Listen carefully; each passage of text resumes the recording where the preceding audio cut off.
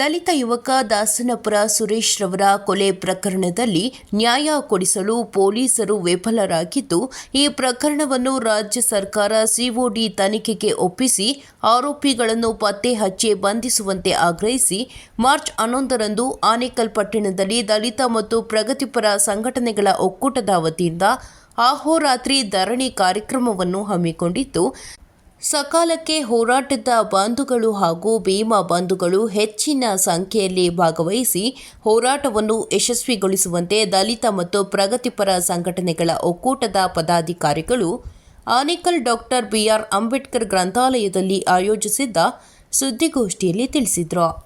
ಈ ಕೊಲೆ 20 ವರ್ಷದ ಹಿಂದೆ ಗುಡ್ನಳ್ಳಿನಲ್ಲಿ ಶುಂಭಯ್ಯ ಅಂತ ಸೇಮ್ ಕೊಲೆ ಆಗಿತ್ತು.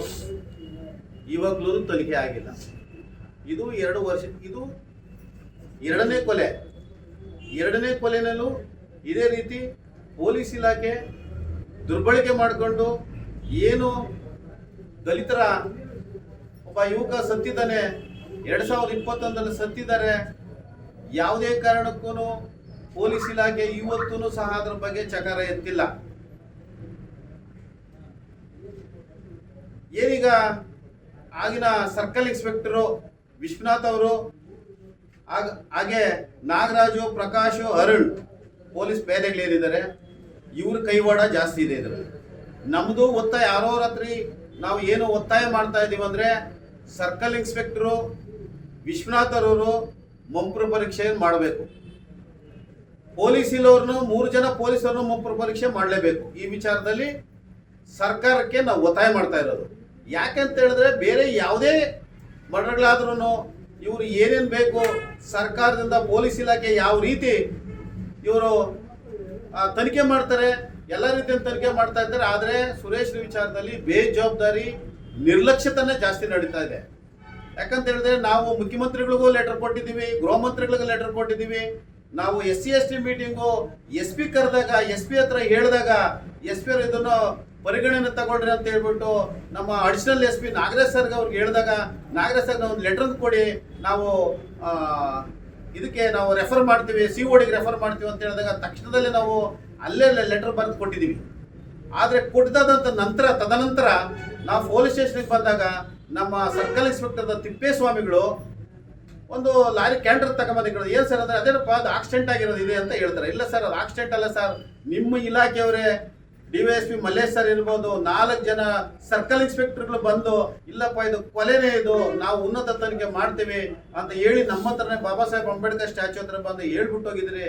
ನೀವು SP ಹೇಳಿದ್ರಿ, SP ನಿಮ್ಮ ತನಿಖೆ ಮಾಡಿರಿ ಅಂತ ಹೇಳಿದಾಗ ಇವರು ಇದನ್ನ ಕೈ ತೊಳ್ಕೊಳ್ಳೋದಕ್ಕೋಸ್ಕರ ಇವ್ರು ಇವ್ರ ಮೇಲೆ ಒತ್ತಡ ಇದೆಯೋ ಗೊತ್ತಿಲ್ಲ, ಯಾವ ರಾಜಕಾರಣಿಗಳು ಒತ್ತಡ ಇದೆಯೋ ಗೊತ್ತಿಲ್ಲ, ಇಲ್ಲ ಯಾವ IAS ಪೊಲೀಸ್ ಆಫೀಸರ್ಗಳಿದ್ದಾರೋ ಗೊತ್ತಿಲ್ಲ ನಮಗೆ.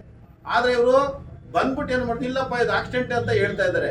ಆಕ್ಸಿಡೆಂಟ್ ಆಗೋದಕ್ಕೆ ಯಾವುದೇ ಕಾರಣಕ್ಕೂ ಅಲ್ಲ. ಮಾಧ್ಯಮ ಮಿತ್ರರೇ, ನೀವು ಯೋಚನೆ ಮಾಡಿ ವರದಿ ಮಾಡಬೇಕಾಗ್ತದೆ. ಏನಂತ ಹೇಳಿದ್ರೆ, ಒಬ್ಬ ಆಕ್ಸಿಡೆಂಟ್ ಆದರೆ 4-5 ಪೊಲ್ಟಿಗಳಾಗ್ತಾರೆ, ಬಟ್ಟೆ ಗಲೀಜಾಗ್ತದೆ, ಕೈಕಾಲು ಮುರಿದೋಗ್ತದೆ. ಆದರೆ ಅಲ್ಲಿ ಆಕ್ಸಿಡೆಂಟ್ ಆದ ಸಂದರ್ಭದಲ್ಲಿ ಅವನ ಟೋಪಿ ತಲೆ ಮೇಲೆ ಹಂಗೆ ಇದೆ, ಟೋಪಿ ಬಿದ್ದಿಲ್ಲ, ಬಟ್ಟೆ ಐರನ್ ಬಟ್ಟೆ ಹೆಂಗಿದೆಯೋ ಹಂಗೆ ಇದೆ. ನಾವು ನೋಡಿಲ್ಲಲ್ಲ, ಪೊಲೀಸರು ಇದೇ ಸ್ಥಳದಲ್ಲಿ ತಗೊಂಬಂದು ಅವ್ರಿಗೆ ತೋರಿಸಿರೋಂಥ ಚಿತ್ರಗಳನ್ನ ನಮ್ಮ ಕಣ್ಣು ಮುಂದೆ ಈಗಲೂ ಇದೆ. DYSP ಮಲ್ಲೇಶ್ ಸರ್ ಮಹಾನಂದ್ ಸರ್ಗೆ ಅವಾಗ ಕೊಟ್ಟಿದ್ರು. ಮಹಾನಂದ್ ಸರ್ ಪೂರ್ತಿ ತಗೊಂಬಂದು ಇಲ್ಲಿ ನಮ್ಗೆ ತೋರಿಸಿದ್ದು. ನಾವು ಏನು ಕಾಲ್ನಡಿಗೆ ಜಾಥಾ ಇನ್ನೊಂದು 8 ದಿವಸ ಐತೆ, ಎಲ್ಲ ಇಲಾಖೆಯವರು ಬಂದ್ಬಿಟ್ಟು ನಾವು ತನಿಖೆ ಮಾಡ್ತೀವಿ ಅಂತ ಹೇಳಿದಾಗ, ಆಯ್ತು ಸರ್, ನೀವು ಏನೋ 8 ದಿವಸದೊಳಗಡೆ ನೀವು ಅಪರಾಧಿಗಳನ್ನ ನೀವು ಬಂಧಿಸ್ಬಿಟ್ರೆ ನಾವು ಮಾಧ್ಯಮದವ್ರ ಮಿತ್ರರ ಮುಂದೆ ನಾವು ಏನು ಹೋರಾಟ ಹಿಂದಕ್ಕೆ ತಗೊಂತೀವಿ ಅಂತ ನಾವು ಹೇಳಿಕೆ ಕೊಡ್ತೀವಿ ಅಂತ ಅಂದ ಸಂದರ್ಭದಲ್ಲಿ ನಾವು ಹೇಳಿದ್ವಿ. ಆದರೂ ಅವ್ರ ಕೈಯಲ್ಲಿ ಆಗಿಲ್ಲ, ಮಹಾನಂದ್ರ ಕೈಯಲ್ಲಿ ಆಗಿಲ್ಲ. ಚಂದ್ರಪ್ಪರ್ ಬಂದರು, ಚಂದ್ರಪ್ಪರ ಕೈಯಲ್ಲಿ ಆಗಿಲ್ಲ. ಈಗ ಬಂದಿದ ತಕ್ಷಣ ಚಂದ್ರಪ್ಪರ್ಗೂ ಗೊತ್ತು, ಮಹಾನಂದ್ ಗೊತ್ತು, ಮರ್ಡರ್ ಅಂತ ನಮ್ಮ ಕಣ್ಣು ಮುಂದೆನೇ ಹೇಳಿದ್ದಾರೆ. ನಾನು ತನಿಖೆ ತಗೊಂತೀನಿ, ನಾನು ಅದನ್ನು ಪ್ರೂವ್ ಮಾಡ್ತೀನಿ ಅಂತ ಚಂದ್ರಪ್ಪರು ಹೇಳಿದಾಗ ಅವ್ರು ಟ್ರಾನ್ಸ್ಫರ್ ಆಗಿದ್ದ ಸಂದರ್ಭದಲ್ಲಿ ತಿಪ್ಪೇಸ್ವಾಮಿಗಳ ಕೈಗೆ ಬಂದಾಗ ತಿಪ್ಪೇಸ್ವಾಮಿಗಳಿಗೆ ಗೊತ್ತೇ ಇರಲಿಲ್ಲ. ನಾವು SP ಹತ್ರ ಯಾವಾಗ ನಾವು ಪ್ರೆಸೆಂಟ್ ಮಾಡಿದ್ವಿ ಆವಾಗ ತಿಪ್ಪೇಸ್ವಾಮಿ ಕೈಗೆ ಆ ಫೈಲ್ ಬಂದಿದ್ದು. ಫೈಲ್ ಬಂದಾಗ ತಿಪ್ಪೇಸ್ವಾಮಿ ಆಯ್ತಪ್ಪ ನಾನು ಮಾಡ್ತೀನಿ ಅಂತ ಹೇಳ್ಬಿಟ್ಟು ತಿಪ್ಪೇಸ್ವಾಮಿನೇ ಇದನ್ನು ದಿಕ್ ತಪ್ಪಿಸಿರೋದು. ಈಗಿರೋ DYSPನೇ ಇದನ್ನು ದಿಕ್ ತಪ್ಪಿಸಿರೋದು. ಯಾಕಂತ ಹೇಳಿದ್ರೆ ಅವ್ರಿಗೆ ತನಿಖೆ ಮಾಡಬೇಕು ಅಂತ ಅವ್ರಿಗೆ ಇದ್ದಿದ್ರೆ ಅವ್ರು ಮಾಡ್ತಾ ಇದ್ರು. ಇಲ್ಲ ಅಂದ್ರೆ ಅವ್ರು ನಾವು ಕೊಡೋದೇ ಇಲ್ಲ ಸರ್, ನಮ್ಮ ಕೈಯಲ್ಲಿ ಮಾಡೋಕ್ಕಾಗಲ್ಲ ಅಂತ ಹೇಳ್ಬಿಟ್ಟು ಹೈಯರ್ ಆಫೀಸರ್ಗೆ ಅವ್ರಿಗೆ ಹೇಳ್ಕೊಂಡು ಕೊಡ್ಬೋದಾಗಿತ್ತು. ಆದರೆ ದಿಕ್ ತಪ್ಪಿಸಿರೋದೇ ಇವರಿಬ್ಬರೇ. ಯಾಕಂದ್ರೆ ಇವ್ರ ಕೈಯಲ್ಲಿ ಆಗಿರೋದ್ರೆ DYSPಗೆ ಏನು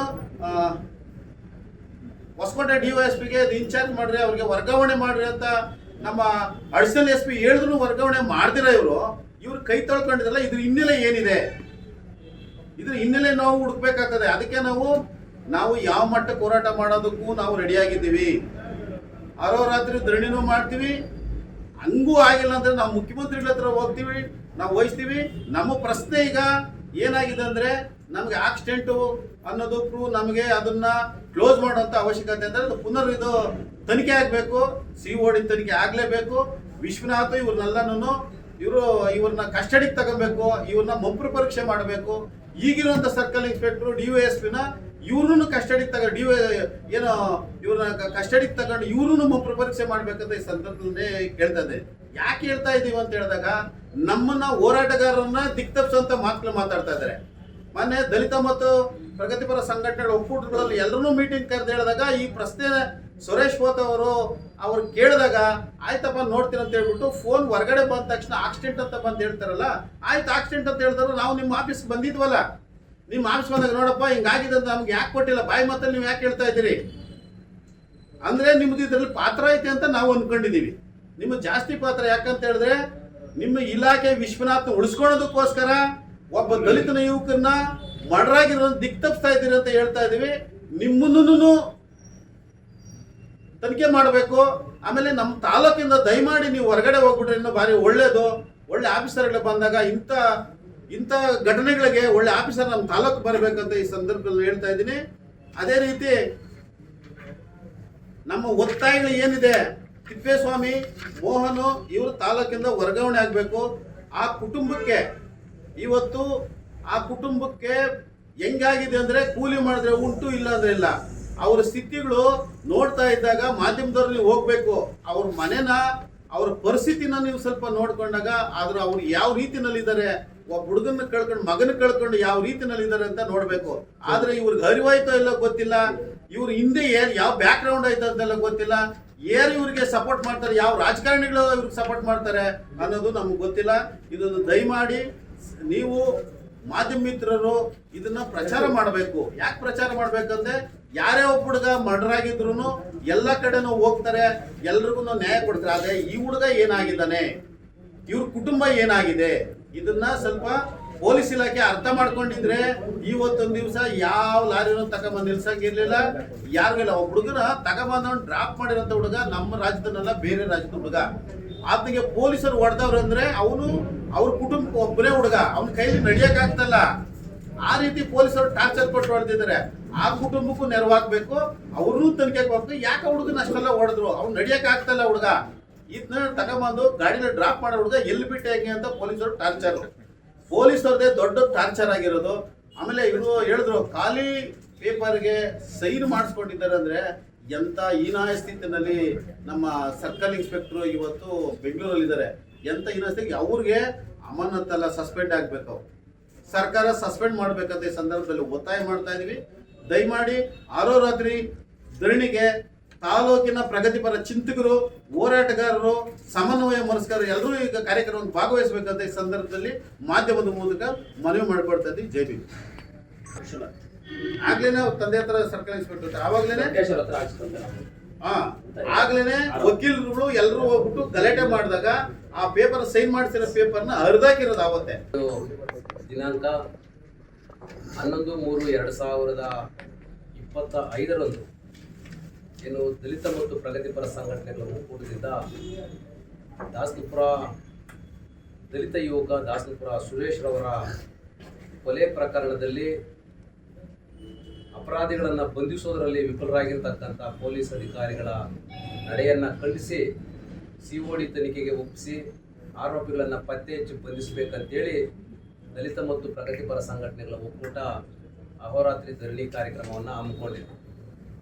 ಯಾಕೆ ಅಹೋರಾತ್ರಿ ಧರಣಿ ಕಾರ್ಯಕ್ರಮವನ್ನು ಹಮ್ಮಿಕೊಳ್ಳಲಾಗಿದೆ ಅಂತಕ್ಕಂಥದ್ದು ನಮ್ಮೆಲ್ಲ ಸ್ನೇಹಿತರು ಈಗಾಗಲೇ ಸಂಕ್ಷಿಪ್ತವಾಗಿ ವಿವರಿಸಿದ್ದಾರೆ.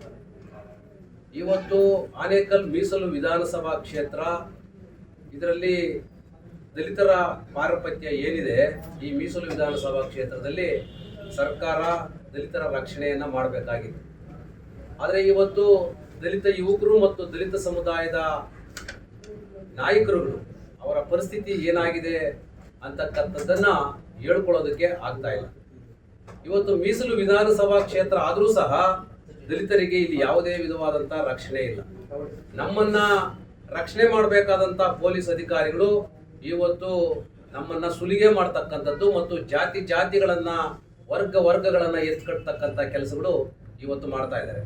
ಬಹುಶಃ ಪೊಲೀಸ್ ಇಲಾಖೆ ಈ ದೇಶದಲ್ಲಿ ಏನು ವರ್ಗಗಳ ವಿಂಗಡಣೆ, ಒಂದು ಕಡೆ ಸರ್ಕಾರಗಳು ಮತ್ತು ಚಳುವಳಿಗಾರರು ಹೇಳ್ತಾ ಇದ್ದೀವಿ, ಇಲ್ಲಿ ಯಾವುದೇ ಜಾತಿಗಳಿಲ್ಲ, ಎಲ್ಲರೂ ಸಮಾನರು ಅಂತಕ್ಕಂಥದ್ದನ್ನ ಬಾಬಾ ಸಾಹೇಬ್ ಅಂಬೇಡ್ಕರ್ ಅವರು ಹೇಳಿದ್ದಾರೆ. ಆದರೆ ಈ ಪೊಲೀಸ್ ಇಲಾಖೆ ಜಾತಿಗಳನ್ನ ಎತ್ಕಟ್ಟತಕ್ಕಂಥದ್ದು ಮತ್ತು ವರ್ಗಗಳನ್ನ ವಿಂಗಡಿಸ್ತಕ್ಕಂಥ ಒಂದು ಹುನ್ನಾರ ಬಹಳ ಸುಲಭವಾಗಿ ಮಾಡ್ತಕ್ಕಂಥದ್ದನ್ನು ನಮ್ಮ ಕಣ್ಣು ಮುಂದೆ ಇದೆ.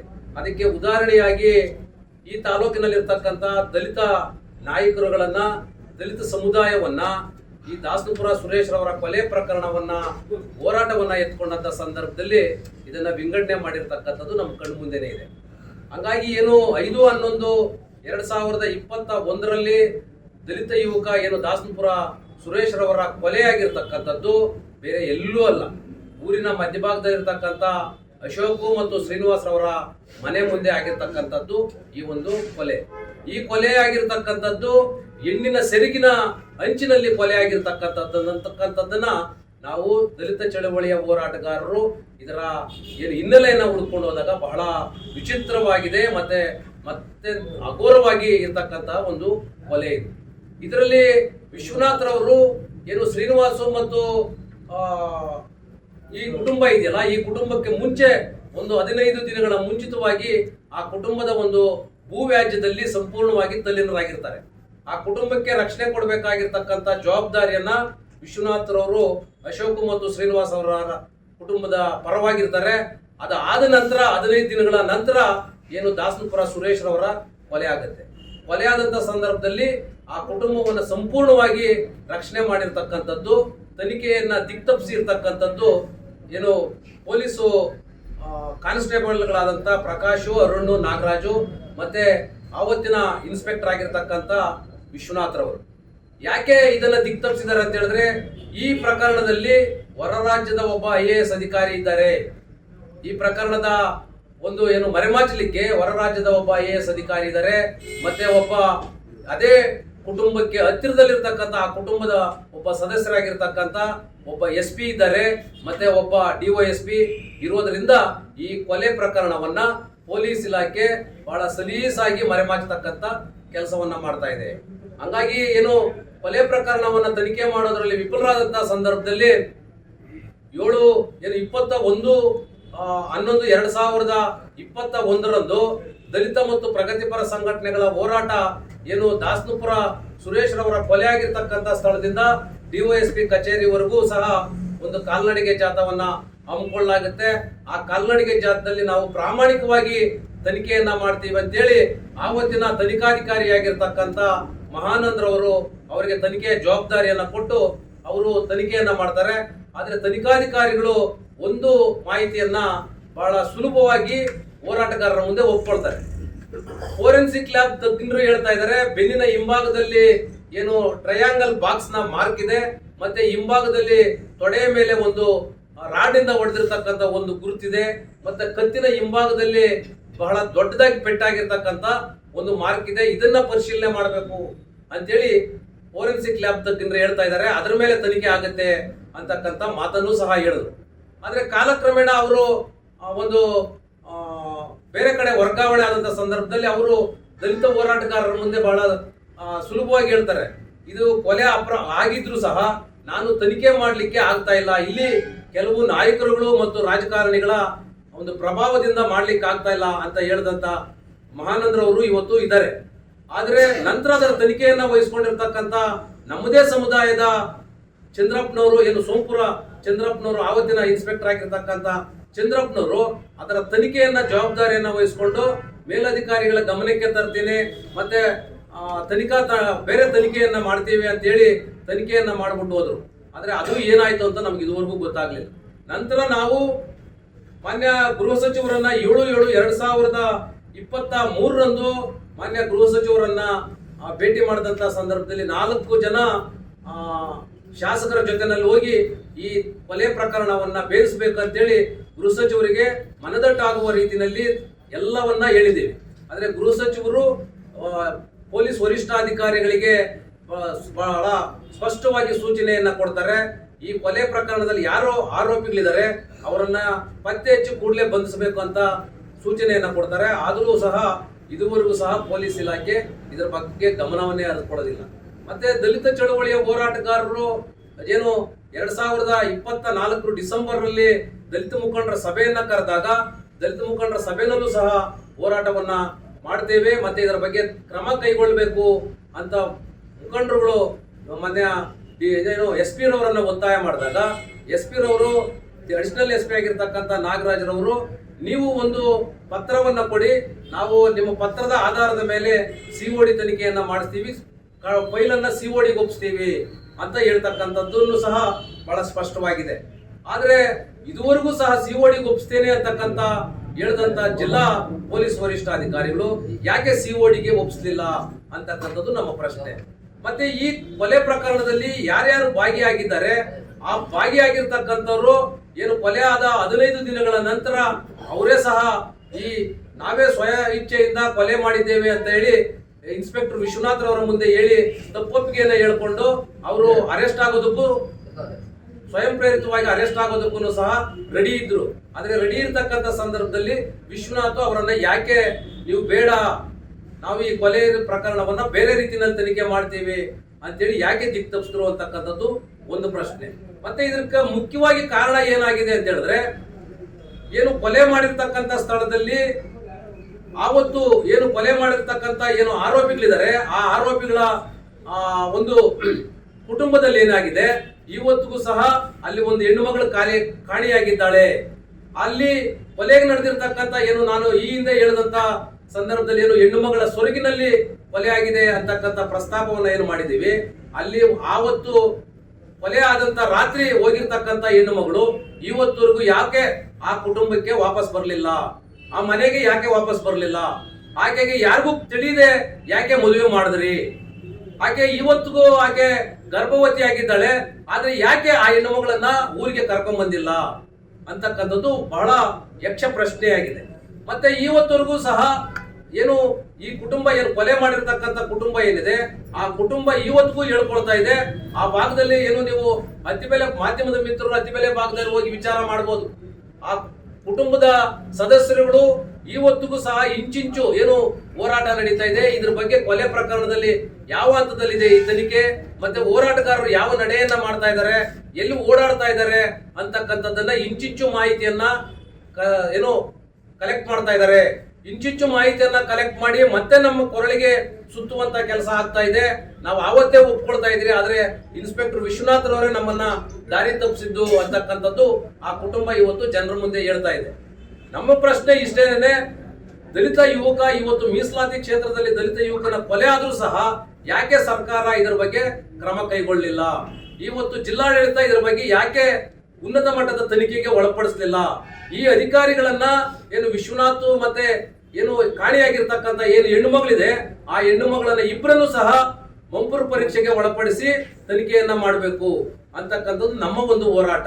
ಈ ಕೊಲೆ ಆಗಿರ್ತಕ್ಕಂಥದ್ದನ್ನ ಕೊಲೆ ರಹಸ್ಯವನ್ನ ಭೇದಿಸಲಿಕ್ಕೆ ವಿಫಲರಾಗಿರ್ತಕ್ಕಂಥ ಪೊಲೀಸ್ ಅಧಿಕಾರಿಗಳನ್ನ ಈ ಕೂಡಲೇ ಅಮಾನತು ಮಾಡಬೇಕು. ಮತ್ತೆ ಇವತ್ತು ಆ ಕುಟುಂಬ ಬೀದಿಯಲ್ಲಿ ನಿಂತಿದೆ. ಸುರೇಶನ ಕುಟುಂಬ ಇವತ್ತು ಒಂದೊತ್ತಿನ ಊಟಕ್ಕಾಗಿ ಸಹ ಒದ್ದಾಡ್ತಾ ಇದೆ. ಆ ಕುಟುಂಬಕ್ಕೆ ಸರ್ಕಾರ ಪರಿಹಾರವನ್ನ ಕೊಡಬೇಕು. ಮತ್ತೆ ಈ ಕೊಲೆಯನ್ನ ಮರೆಮಾಚಲಿಕ್ಕೆ ಅಧಿಕಾರಿಗಳಿಗೆ ರಕ್ಷಣೆ ಕೊಟ್ಟಿರ್ತಕ್ಕಂಥ ಯಾವುದೇ ರಾಜಕಾರಣಿಗಳಿರ್ಬೋದು, ಆ ರಾಜಕಾರಣಿಗಳ ಹಿನ್ನೆಲೆಯನ್ನ ಗುರುತಿಸಬೇಕು. ಮತ್ತೆ ಆ ರಾಜಕಾರಣಿಗಳು ಯಾರು ಅಂತಕ್ಕಂಥದ್ದನ್ನ ಏನು ಈ ಸಮುದಾಯಕ್ಕೆ ತಿಳಿಸುವಂತ ಕೆಲಸ ಆಗಬೇಕು. ಮತ್ತೆ ಈ ಕುಟುಂಬಕ್ಕೆ ಸರ್ಕಾರ ಪರಿಹಾರವನ್ನ ಕೊಡಬೇಕು. ಮತ್ತು ಅಪರಾಧಿಗಳು ಯಾರೇ ಇದ್ರು ಸಹ ಈಗ ಏನು ವಿಧಾನಮಂಡಲದ ಅಧಿವೇಶನ ಪ್ರಾರಂಭ ಆಗಿದೆ. ಈ ವಿಧಾನಮಂಡಲದ ಅಧಿವೇಶನದಲ್ಲಿ ದಯಮಾಡಿ ಈ ಕ್ಷೇತ್ರದಲ್ಲಿರ್ತಕ್ಕಂಥ ಏನು ಜನಪ್ರತಿನಿಧಿಗಳು MLC ಆಗಿರ್ಬೋದು ಅಥವಾ MLA ಆಗಿರ್ಬೋದು ಈ ಪ್ರಕರಣವನ್ನ COD ತನಿಖೆಗೆ ಒಪ್ಪಿಸುವಂತೆ ವಿಧಾನಮಂಡಲದ ಅಧಿವೇಶನದಲ್ಲಿ ಚರ್ಚೆ ಮಾಡಬೇಕಂತೇಳಿ ದಲಿತ ಮತ್ತು ಪ್ರಗತಿಪರ ಸಂಘಟನೆಗಳ ಒಕ್ಕೂಟ ತಮ್ಮನ್ನ ಒತ್ತಾಯವನ್ನ ಮಾಡುತ್ತೆ. ಮತ್ತೆ ಈ ಪ್ರಕರಣವನ್ನ ತನಿಖೆ ಆಗುವವರೆಗೂ ಮತ್ತೆ ಸಿಒಡಿ ತನಿಖೆಗೆ ಒಪ್ಪಿಸುವವರೆಗೂ ಅಹೋರಾತ್ರಿ ಧರಣಿಯನ್ನ ಹಮ್ಮಿಕೊಂಡಿದ್ದೀವಿ. ಈ ಹೋರಾಟವನ್ನ ಮುಂದುವರಿಸ್ತೀವಿ. ತಾಲೂಕಿನ ಪ್ರಜ್ಞಾವಂತ ಯುವಕರು ತಮ್ಮ ಮುಂದಿನ ಭವಿಷ್ಯಕ್ಕಾಗಿ ಈ ವ್ಯವಸ್ಥೆ ಏನಿದೆ ವ್ಯವಸ್ಥೆಯ ವಿರುದ್ಧವಾಗಿ ಹೋರಾಟ ಮಾಡಲಿಕ್ಕೆ ತಾಲೂಕಿನ ಪ್ರಜ್ಞಾವಂತ ಜನರು, ಪ್ರಜ್ಞಾವಂತ ಯುವಕರು, ಎಲ್ಲ ಸಮುದಾಯದ ನಾಯಕರುಗಳು ಮತ್ತೆ ಪ್ರಗತಿಪರ ಚಿಂತಕರು ಈ ಅಹೋರಾತ್ರಿ ಧರಣಿ ಹೋರಾಟದಲ್ಲಿ ಭಾಗವಹಿಸಿ ಈ ಕಾರ್ಯಕ್ರಮವನ್ನು ಯಶಸ್ವಿಗೊಳಿಸಬೇಕು. ಮುಂದಿನ ಯುವ ಪೀಳಿಗೆಯನ್ನ ರಕ್ಷಣೆ ಮಾಡಬೇಕಾದ್ರೆ ಹೋರಾಟ ಅನಿವಾರ್ಯ. ಹಾಗಾಗಿ ನಮ್ಮ ಸಮುದಾಯಗಳ ಯುವಕರನ್ನ ಉಳಿಸ್ಕೊಳ್ಬೇಕು. ಪೊಲೀಸರು ಮಾಡ್ತಕ್ಕಂಥ ಈ ಕೃತ್ಯಗಳು, ಪೊಲೀಸರು ಮಾಡ್ತಕ್ಕಂಥ ಈ ಅನ್ಯಾಯಗಳನ್ನ ಖಂಡಿಸಬೇಕಾದ್ರೆ ಈ ಹೋರಾಟದಲ್ಲಿ ಎಲ್ಲರೂ ಸಹ ಭಾಗವಹಿಸಿ ಈ ಹೋರಾಟವನ್ನು ಯಶಸ್ವಿಗೊಳಿಸಿ ದಾಸನಪುರ ಸುರೇಶ್ ರವರ ಕೊಲೆ ಪ್ರಕರಣವನ್ನ ಸಿಒಡಿ ತನಿಖೆಗೆ ಒಪ್ಪಿಸುವವರೆಗೂ ಹೋರಾಟವನ್ನ ಹಮ್ಮಿಕೊಳ್ತೇವೆ ಅಂತಕ್ಕಂಥ ಮಾತುಗಳನ್ನ ಹೇಳ್ತಾ ದಿನಾಂಕ 5/11/2021 ರಾತ್ರಿ ಯಾವ ಒಂದು ಘಟನೆ ನಡೆದಿತ್ತು ಅನ್ನೋದನ್ನು ಈ ಹಿಂದೆ ತಮ್ಮೆಲ್ಲ ಪತ್ರಿಕಾ ಮತ್ತು ದೃಶ್ಯ ವರದಿಗಳಲ್ಲೆಲ್ಲ ಪ್ರಸಾರ ಆಗಿತ್ತು. ದಿನಾಂಕ 5/11/2021 ರಾತ್ರಿ ದಲಿತ ಯುವಕ ಯಾರು ಸುರೇಶ್ ಎಂಬ 21 ವರ್ಷದ ಯುವಕ ಅನುಮಾನಾಸ್ಪದವಾಗಿ ಸಾವನ್ನಪ್ಪಿರ್ತಾರೆ. ಆ ಸಾವನ್ನಪ್ಪಿದ ಮಾರನೇ ದಿನ ಏನೋ ಬೆಳಗ್ಗೆ ಗ್ರಾಮಸ್ಥರಿಗೆ ದಾಸನಪುರ ಗ್ರಾಮದ ಮಧ್ಯದಲ್ಲಿ ಸಾವು ಸಂಭವಿಸಿರುತ್ತದೆ. ಮುಂಜಾನೆ 5:30ಯಿಂದ 6 ಗಂಟೆ ಒಳಗಡೆ ಗ್ರಾಮಸ್ಥರಿಗೆ ತಿಳಿದು ಬಂದಾಗ ತಮ್ಮ ಹತ್ತಿರದ ಪೊಲೀಸ್ ಠಾಣೆ ಅತ್ತಿಬೆಲೆಗೆ ದೂರನ್ನು ತಿಳಿಸ್ತಾರೆ. ಅತ್ತಿಬೆಲೆ ಠಾಣೆಗೆ ದೂರನ್ನು ತಲುಪಿದ ನಂತರ ಅತ್ತಿಬೆಲೆ ಠಾಣೆಯ ಸಿಬ್ಬಂದಿಗಳಾದಂತಹ ಯಾರು ಪೊಲೀಸ್ ಕಾನ್ಸ್ಟೇಬಲ್ ಹುದ್ದೆಯಲ್ಲಿರುವಂತಹ 3 ಜನ ಕಾನ್ಸ್ಟೇಬಲ್ಗಳು ಬಂದು ಸ್ಥಳ ಪರಿಶೀಲನೆ ಮಾಡ್ತಾರೆ. ಸ್ಥಳ ಪರಿಶೀಲನೆ ಮಾಡಿದ್ದ ಸಮಯದಲ್ಲಿ ಅವರ ಹಿರಿಯ ಅಧಿಕಾರಿಯಾದಂತಹ ವಿಶ್ವನಾಥ್ ರವರಿಗೆ ವಿಷಯ ಮುಟ್ಟಿಸ್ತಾರೆ. ವಿಷಯ ಮುಟ್ಟಿಸಬೇಕಾದ್ರೆ ಇಲ್ಲಿ ಸ್ಥಳಕ್ಕೆ ಆಗಮಿಸಿದಂತಹ ಪೊಲೀಸ್ ಕಾನ್ಸ್ಟೇಬಲ್ ಅವರು ಯಾವ ರೀತಿ ಕನ್ವೆ ಮಾಡಿದಾರೋ ಯಾರು ಗೊತ್ತು, ಇದ್ರವರೆಗೂ ಗೊತ್ತಿಲ್ಲ. ತರಾತುರಿಯಲ್ಲಿ ವಿಶ್ವನಾಥ್ ಅವರು ಏನು ಆದೇಶ ಕೊಡ್ತಾರೆ ಅನ್ನೋದು ಮರ್ಮ. ನಮಗೂ ಅದ್ರ ಬಗ್ಗೆನೂ ಯಾವುದೇ ವಿಚಾರ ಗೊತ್ತಿಲ್ಲ. ತದನಂತರ ಏನು ಮಾಡ್ತಾರೆ, 3 ಪೇದೆಗಳು ಏನಿರ್ತಾರಲ್ಲ ಆ ಪೇದೆಗಳೇ ಬಂದು ಮೃತ ಸುರೇಶನ ದೇಹವನ್ನು ಒಂದು ಟಾಟಾ ಎಸಿಯಲ್ಲಿ ಒಂದು ಏನೋ ಈ ಅನಾಥ ಶವವಾಗಿ ಬಿದ್ದಿರ್ತಾರಲ್ಲ ಆ ರೀತಿಯಾದ ಒಂದು ಇದರಲ್ಲಿ ತಗೊಂಡು ಹೋಗಿ ಆಕ್ಸ್ಫರ್ಡ್ ಆಸ್ಪತ್ರೆಯಲ್ಲಿ ಹಾಕ್ತಾರೆ. ತದನಂತರ ಈಗ ಗ್ರಾಮಸ್ಥರಿಗೂ ಏನು ಅಂತ ತಿಳ್ಕೊಳ್ಳೋದಕ್ಕೂ ಅಲ್ಲಿ ಸಮಯ ಇರಲ್ಲ. ಏನು ನಡೆದಿದೆ, 21 ವಯಸ್ಕ ಹುಡುಗ, ಯಾವುದೇ ಒಂದು ಕೆಟ್ಟ ಅಭ್ಯಾಸಗಳಿಲ್ಲ, ಈ ಹಿಂದೆ ಯಾವುದೇ ಕ್ರಿಮಿನಲ್ ಬ್ಯಾಕ್ಗ್ರೌಂಡ್ ಇಲ್ಲ, ಇನ್ನು ಉಳಿದಂಥ ಯಾವುದೇ ದ್ವೇಷ ಇರುವಂಥ ವ್ಯಕ್ತಿಗಳು ಯಾವುದೂ ಇಲ್ಲ. ಅಂಥ ಸಮಯದಲ್ಲಿ ಈ ಥರ ಒಂದು ಮೃತ ಆಗಿದೆಯಲ್ಲ ಅನ್ನೋದು ಇವರೆಲ್ಲ ಆ ಒಂದು ಶಾಕ್ನಿಂದ ಹೊರಗಡೆ ಬರೋದ್ರೊಳಗಡೆ ಇವ್ರು ಏನು ಮಾಡ್ತಾರೆ, ತರಾತುರಿಯಲ್ಲಿ ಪೋಸ್ಟ್ಮಾರ್ಟಮ್ ಮಾಡ್ತಾರೆ. ಒಂದು ಕೇಸನ್ನು ಈ ವೆಂಕಟೇಶಪ್ಪ ಅನ್ನೋ ಪಾಪ ಆತ್ಮಗೂ ಆ ಶಾಕಲ್ಲೇ ಇರ್ತಾನೆ. ಅಲ್ಲಿ ಆತ್ಮ ಏನಂತ ಎಕ್ಸ್ಪ್ಲೇನ್ ಮಾಡೋ ಒಂದು ಪರಿಸ್ಥಿತಿಯಲ್ಲೂ ಇರೋದಿಲ್ಲ. ಅಂಥ ಸಮಯದಲ್ಲಿ ಅವ್ರ ಆತ್ಮ ಕಡೆಯಿಂದ ಒಂದು ಎಂಟಿ ಪೇಪರಲ್ಲಿ ಸೈನ್ ಮಾಡಿಸ್ಕೊಂಡು ಕಂಪ್ಲೇಂಟ್ ಅವರೇ ಬರ್ಕೊತಾರೆ. ಕಂಪ್ಲೇಂಟ್ ಬರ್ಕೊಂಡು ಮತ್ತೆ ಏನು ಮಾಡ್ತಾರೆ, ತರಾತುರಿಯಲ್ಲಿ ಪೋಸ್ಟ್ಮಾರ್ಟಮ್ ಮಾಡಿ ದಫನ್ ಮಾಡ್ತಾರೆ.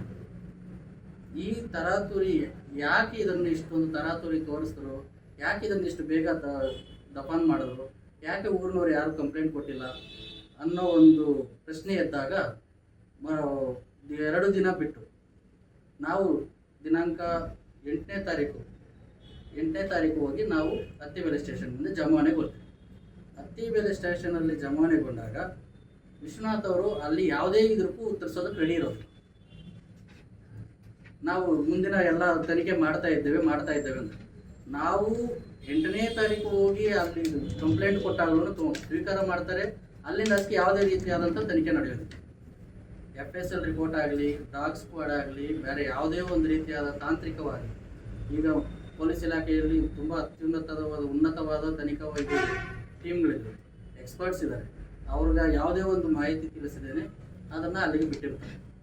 ತದನಂತರ ನಾವು ಇದು ಏನು ಈ ಥರ ಆಯ್ತಲ್ಲ ಅನ್ನೋದರಿಂದ ನಾವು 7/7/2023 ಯಾರು ನಾವು ಇದಕ್ಕೆ ಹೋಗ್ತಿರಲ್ಲ ಕಾಲ್ನಡಿಗೆ ಜಾಥವನ್ನು 7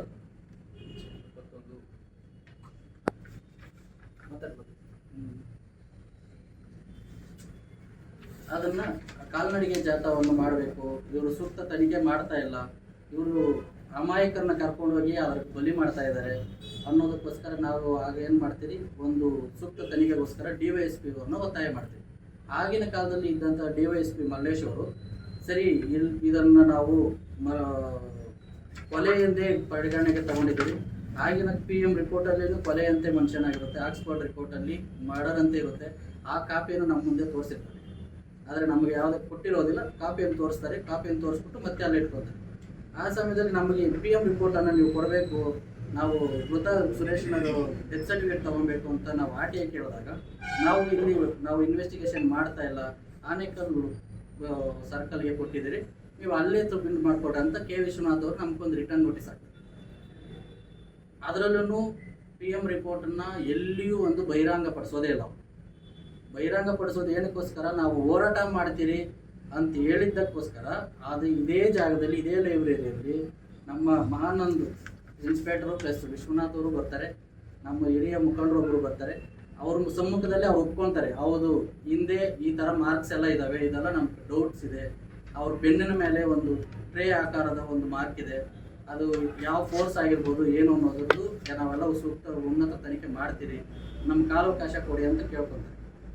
ಅದು ಸರಿ, ಅದಕ್ಕೆ ಒಪ್ಕೊಂಡು ನಾವು ಇದು ಮಾಡಿಕೊಂಡು ನಾವು ನಮ್ಮ ಒಂದು ಹೋರಾಟ ಏನಿರುತ್ತೆ, ಹೋರಾಟವನ್ನು ನಾವು ಶುರು ಮಾಡಿ ಅತ್ತಿಬೆಲೆಗೆ ಬರೋಷ್ಟೊತ್ತಿಗೆ ಅತ್ತಿಬೆಲೆಯಲ್ಲಿ DYSP ಅವರು ನಮ್ಮ ತಾಲೂಕು ತಹಸೀಲ್ದಾರರವರು ಇಬ್ಬರು ಬಂದು, ಇಲ್ಲ ನೀವು ಇಲ್ಲಿಗೆ ಕೈ ಬಿಡಿ, ನಿಮ್ಮ ಹೋರಾಟದ ಇದನ್ನು ನಾವೇನಿದೆ ತಗೊಂತೀರಿ, ನಾವು ಶೀಘ್ರದಲ್ಲೇ ಇದಕ್ಕೆ ನಾವು ಯಾರು ಆರೋಪಿಗಳಿದ್ದಾರೆ ಬಂಧಿಸಿ ಅವ್ರಿಗೆ ತಕ್ಕ ಒಂದು ಶಿಕ್ಷೆಗೆ ಗುರಿಪಡಿಸ್ತೀರಿ ಅಂತ ಹೇಳಿ ಒಂದು ನಂಬಿಕೆಯನ್ನು ಕೊಟ್ಟು ಅಲ್ಲಿಗೆ ನಮ್ಮನ್ನು ಕೈ ಬಿಡಿ ಅಂತ ಅಲ್ಲಿಗೆ ನಮ್ಮನ್ನು ಒಂದು ಓಲೈಸುವುದರಲ್ಲಿ ಅದು ಒಂದು ಇದು ಸಫಲರಾಗ್ತದೆ. ಆಗ ನಾವೇನು ಮಾಡ್ತೀವಿ, ಅಲ್ಲಿ ಕೈ ಬಿಡ್ತೀವಿ. ಕೈ ಬಿಟ್ಟ ನಂತರ ಅಲ್ಲಿಂದ ನಂತರ ಏನು ಮಾಡ್ತಾರೆ, ಬೇರೆ ಶುರು ಮಾಡ್ತಾರೆ. ಈ ಕೊಲೆಯೊಂದು ಆರೋಪ ಇದ್ರದ್ದು ಏನು FIR ದಾಖಲು ಮಾಡಿರ್ತಾರೆ, ಅದನ್ನು ಇಲ್ಲ ಇದು ಆಕ್ಸಿಡೆಂಟ್ ಅಂತ ಪ್ರೂವ್ ಮಾಡಬೇಕು ಅನ್ನೋದಕ್ಕೋಸ್ಕರ ಆಕ್ಸಿಡೆಂಟ್ ಅನ್ನೋದಕ್ಕೆ ಇನ್ನೊಂದು ತೆಗಿತಾರೆ. ಈ ಆಕ್ಸಿಡೆಂಟ್ ನಡೆಯೋದಕ್ಕೆ ಊರಿನ ಒಳಗಡೆ ಒಂದು ಆಕ್ಸಿಡೆಂಟ್ ನಡಿಬೇಕು, ಒಂದು ಕೊಲೆ, ಒಂದು ಹುಡುಗ ಸಾಯಬೇಕು ಅಂದ್ರೆ 21 ವರ್ಷದ ಹುಡುಗ ಸಾಯಬೇಕು ಅಂದ್ರೆ ಮಿನಿಮಮ್ ಆ ಗಾಡಿಯ ಒಂದು ವೇಗ, ಆಮೇಲೆ ಆ ದಾರಿಯ ಒಂದು ಸ್ಥಿತಿ ಏನಿರುತ್ತೆ ಅನ್ನೋದೆಲ್ಲ ನಾವು ಪರಿಗಣನೆಗೆ ತಗೋಬೇಕಾಗುತ್ತೆ. ನಾವು ಅದೇ ಟೈಮಲ್ಲಿ ನಾವು ಅಬ್ಜೆಕ್ಷನ್ ಮಾಡ್ತಿರೋದು, ಇದರಲ್ಲಿ ಇಲ್ಲಿ ಆಕ್ಸಿಡೆಂಟ್ ಆಗಿರೋ ಚಾನ್ಸ್ ಇಲ್ಲ, ನೀವು ಎಕ್ಸ್ಪರ್ಟ್ಸ್ ಬೇಕಾದ್ರೆ ಇದು ಮಾಡ್ಕೊಡ್ರಿ ಅಂತ. ಆಗೇನು ಮಾಡ್ತಾರೆ, ಗುಮಾನಿ ಮೇಲೆ ಏನು ಮಾಡ್ತಾರೆ, ಗಾಡಿನ ಯಾವ್ದು ಆ ಕ್ಯಾಂಟ್ರ್ ಅನುಮಾನಿಸ್ಪದ ಯಾವ್ದು ಪಾಸ್ ಆಗಿರುತ್ತೆ ಆ ಗಾಡಿನ ಫಾರೆನ್ಸಿಕ್ ರಿಪೋರ್ಟ್ ಕರ್ಕೊಂಡು ಹೋಗ್ತಾರೆ. ಯಾರು, ತಿಮ್ಮರಾಯಪ್ಪ ಅನ್ನೋ ಡ್ರೈವರ್ ಮುಖ್ಯನ ಆತನ ಫಾರೆನ್ಸಿಕ್ ಕರ್ಕೊಂಡು ಹೋಗ್ತಾರೆ. ಮಡಿವಾಳದಲ್ಲಿ 2 ದಿನ ಟೆಸ್ಟ್ ಮಾಡ್ತಾರೆ ಗಾಡಿ. 2 ದಿನ ಫಾರೆನ್ಸಿಕ್ ರಿಪೋರ್ಟಲ್ಲೂ ನೆಗೆಟಿವ್ ಬರುತ್ತೆ. ಅಲ್ಲಿಂದ ಆಚೆಗೆ ಏನು ಮಾಡ್ತಾರೆ, ಅದನ್ನು ಗ್ಯಾಪ್ ಇಡ್ತಾರೆ.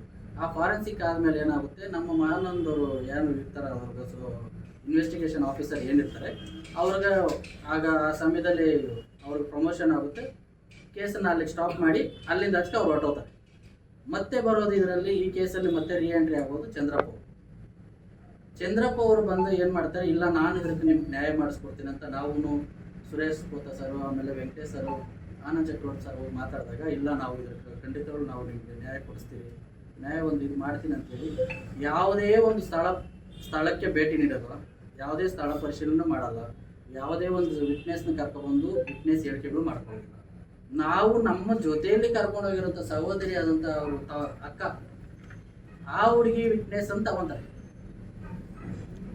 ಆ ಹುಡುಗಿ ವಿಟ್ನೆಸ್ ಸ್ಟೇಟ್ಮೆಂಟ್ ತಗೊಂಡು ಆ ಸ್ಟೇಟ್ಮೆಂಟ್ ಒಂದೇ ಅವರು ಚಂದ್ರಪ್ಪ ಅವ್ರು ಮಾಡೋದು. ಆ ಸ್ಟೇಟ್ಮೆಂಟ್ ಆಗಿದ್ಮೇಲೆ ಏನು ಮಾಡ್ತಾರೆ, ಚಂದ್ರಪ್ಪ ಅವ್ರೂ ಅದನ್ನು ಅಲ್ಲಿಗೆ ಬಿಟ್ಟೋಗಿರ್ತಾರೆ. ಅವರೂ ಯಾವುದೂ ಸಲ್ಲಿಸೋದಿಲ್ಲ. ಇಷ್ಟೊತ್ತಿಗೆ 4 ವರ್ಷ ಆಗಿರುತ್ತೆ. ಯಾರು ಮೊದಲು ಇನ್ವೆಸ್ಟಿಗೇಷನ್ ನಮ್ಮ ಇನ್ಚಾರ್ಜಲ್ಲಿ ಇದ್ದಂಥ ವಿಶ್ವನಾಥ್ ಅವರು, ನಂತರ DYSP ಮಲ್ಲೇಶ್ವರ ಅವರು ಇದರ ಆದೇಶದ ಮೇರೆಗೆ ಇನ್ಚಾರ್ಜ್ ಕೊಟ್ಟಿದ್ದು ಮಹಾನಂದ್ ಅವರಿಗೆ.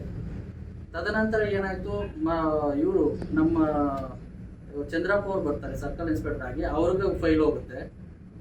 ಮತ್ತೆ ಅವ್ರ ಫೈಲ್ ಕಡೆಯಿಂದ ಲಾಸ್ಟಿಗೆ ಬರೋದು ನಮ್ಮ ಈಗಿನ ಸರ್ಕಲ್ ಇನ್ಸ್ಪೆಕ್ಟರ್. ಆ ವ್ಯಕ್ತಿಗೆ ಈಗ ನಮ್ಮ ಹತ್ರ ಫೈಲ್ ಇದೆ. ಇವರು ಏನು ಮಾಡ್ತಾರೆ, ತರಾತುರಿಯಲ್ಲಿ ನಾವು ಎಲ್ಲ ಕಡೆನೂ ಅರ್ಜಿಗಳು ಕೊಡ್ತಾ ಇದ್ದಾಗ ನಮ್ಮದು ಸೂಕ್ತ ಒಂದು ತನಿಖೆ ನಡಿಬೇಕು ಅಂದಾಗ ಈ ವಿಚಾರವಾಗಿ ಸಿದ್ದರಾಮಯ್ಯನವರು ಸೆಷನ್ಸಲ್ಲೂ ಮಾತಾಡಿದರು, ಆಪೋಸಿಟ್ ವಿರೋಧ ಪಕ್ಷದ ನಾಯಕರಾಗಿದ್ದಾಗ. ಆ ಸಮಯದಲ್ಲಿ ಏನು ಮಾಡಿದ್ರು, ತರಾತುರಿಯಲ್ಲಿ ಎಲ್ಲ ಮುಗಿಸ್ಕೊಳ್ತಾ ಇದ್ರು.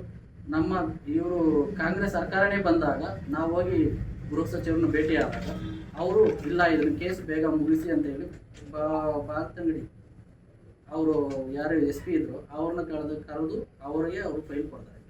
ಅವ್ರು ಏನು ಮಾಡ್ತಾರೆ, ಅದನ್ನು ರಿಪೋರ್ಟ್ಸ್ನೆಲ್ಲ ಚೆಕ್ ಮಾಡಿ ಇಲ್ಲ ಈ PM ರಿಪೋರ್ಟಲ್ಲಿ ಒಂದು ಸ್ವಲ್ಪ ಇದು ಮಾಡಿದೆ ಅಂತೇಳಿ ಅವರು ಉನ್ನತ ರಿಪೋರ್ಟ್ ವರದಿ ಬೇಕಾಗಿದೆ ಅನ್ನೋದಕ್ಕೋಸ್ಕರ ವಿಕ್ಟೋರಿಯಾ ಆಸ್ಪತ್ರೆಗೆ PM ವರದಿನ ಕಳಿಸ್ಕೊಡ್ತಾರೆ.